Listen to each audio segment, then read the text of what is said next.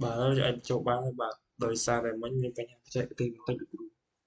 là nhân xong chôm là việc nhưng lệch nào chung lại trong như máu lệch đầu tơ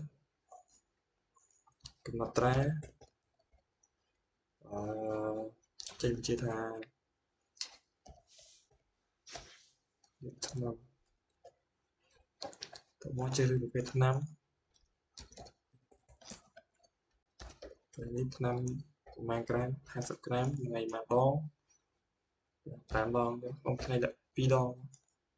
ประมาณน่ะយើងលេបរយៈពេលប្រហែលសប្តាហ៍មួយសប្តាហ៍នេះគឺជាអាចបង្កើតបាននូវជោគជ័យបាទហើយយើងក៏អាចមើលនៅកាយប័ត្រដែរដែលវាចេញជាតារាងឈ្មោះដុកទ័រថ្ងៃទីប៉ុន្មានដែលគាត់បានចេញមកត្រាំជាសាំងហ្នឹងឲ្យលេខឆ្នាំវិញឬលេខឆ្នាំលេខ500ក្រាមបាទនេះគឺជាចំណុច medicine នេះគឺជាកន្លែងគ្រប់គ្រង stock និងគ្រប់គ្រងសុខស្ថានរបស់ថ្នាំដែលយើងអាចធ្វើការបញ្ចូលនៅថ្នាំផ្សេងៗទៀតបានតែនេះខ្ញុំអត់ទាន់ចង់ចូលទេដោយសារតែខ្ញុំមានអស់ហើយចូលអស់ហើយវាចង់ចូលទេក៏បានចូលថ្នាំអីទេដែលប៉ារ៉ាអញ្ចឹងទៅប្រភេទអីគេថ្នាំប៉ារ៉ានឹងប្រភេទដាក់ទៀតទៅ consultation ហើយតម្លៃប៉ុន្មានដាក់$1000ទៅ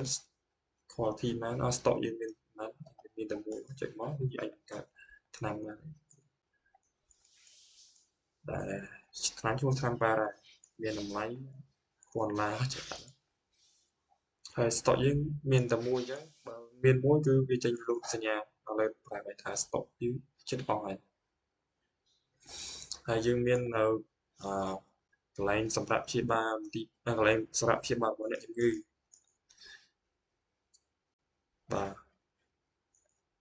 នេះវាជាកន្លែងសម្រាប់ព្យាបាលរបស់អ្នកជំងឺនិងការអនុញ្ញាតឲ្យចេញពីមន្ទីរពេទ្យចំពោះកន្លែង discharge នេះមានន័យថាអ្នកជំងឺគឺនៅមន្ទីរពេទ្យដល់ឡើយបើអ្នកជំងឺឈ្មោះលីតុងមេឃនេះគាត់ចេញពីមន្ទីរពេទ្យចំពោះអ្នកកាន់តាម system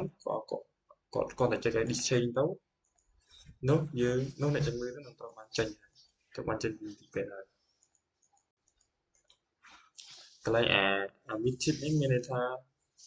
កន្លែង tab admitted នេះមានន័យថាកន្លែងដែលអ្នកជំងឺហ្នឹងគឺជា role សម្រាប់អ្នកជំងឺដែលនៅក្នុងមន្ទីរពេទ្យកន្លែង discharge នេះមានន័យថាកន្លែង tab discharge មានន័យថាអ្នកជំងឺគឺបានចេញពីមន្ទីរពេទ្យហើយយើងមាន tab ហើយយើងមានមួយដែល billing payment ដែលសម្រាប់បង្កើតជាវិក័យប័ត្រ payment និងការបង់ប្រាក់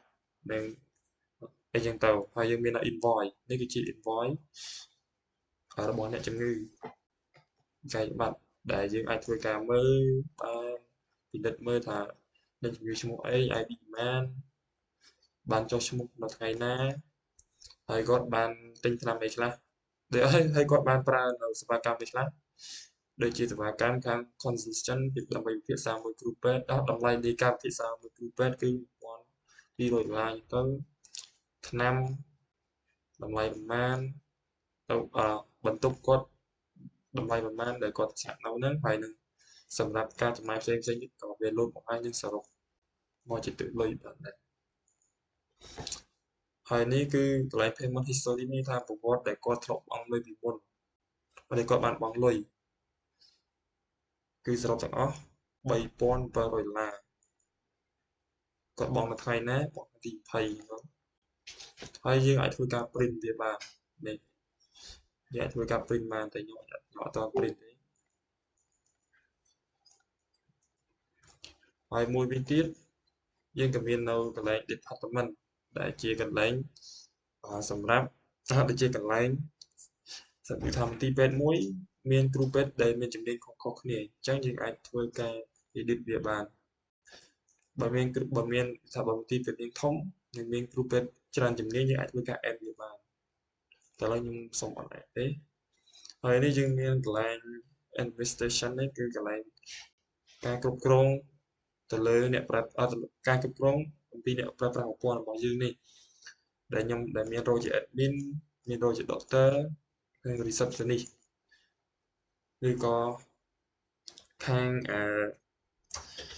ខាង clinic ពេទ្យការអាចចូល system នេះបានហើយយើងមាន staff នេះគឺជាកន្លែងដែលយើងធ្វើការគ្រប់គ្រងបុគ្គលិកនៅក្នុងមន្ទីរពេទ្យរបស់យើងដែលយើងអាចបញ្ចូលបាន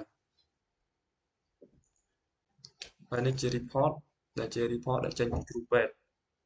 ឬក៏អ្នកជំងឺដែលយើងអាចធ្វើការបង្កើតបានដែលយើងគាត់ចុច generate report តា report មកពីអ្នកជំងឺណាឧទាហរណ៍ថាអ្នកជំងឺមានជំងឺធ្ងន់ធ្ងរអញ្ចឹងយើងអាចធ្វើជា report បានឬក៏ doctor អញ្ចឹងទៅឥឡូវខ្ញុំបង្កើតជាអ្នកជំងឺ report គាត់យើងធ្វើការបញ្ចូល report មកចេះទៅដាក់ទៅវាជា generate មកនោះយើងអាចបង្កើត report បានហើយនេះជា report របស់អ្នកជំងឺដែលយើងអាចធ្វើការមើលបានខ្ញុំចេះដាក់ទេបាទហើយចំពោះsystem របស់ខ្ញុំគឺមានតែប៉ុណ្ណឹងសូមអរគុណលោកគ្រូសម្រាប់ចំណាយពេលមានតម្លៃក្នុងការមើលវីដេអូសូមអរគុណលោកគ្រូ